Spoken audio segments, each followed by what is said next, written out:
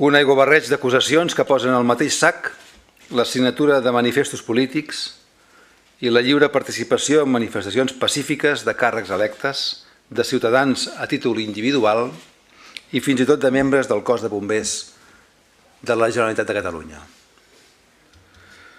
Un relat sorprenent i delirant, de pura ficció, que barreja fets inconnexes i aïllats i els empaqueta per denunciar suposats delictes de coaccions, d'amenaces i d'odi i també de malversació de fons públics.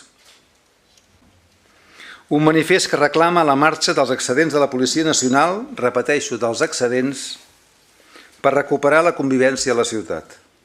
Un manifest que vam signar convençuts i que tornaríem a signar-lo avui mateix, que mai va buscar la promoció de l'odi, sinó retornar la calma i la convivència, i ho vam aconseguir.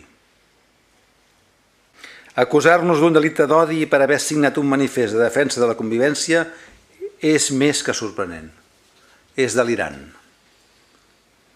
És potser que estem en un deliri col·lectiu, d'algú que ens vol fer posar en un lloc que no correspon. Les manifestacions que hi ha hagut a Reus i a tot Catalunya, abans i després de la signatura d'aquest manifest, s'han destacat pel seu to cívic i pacífic.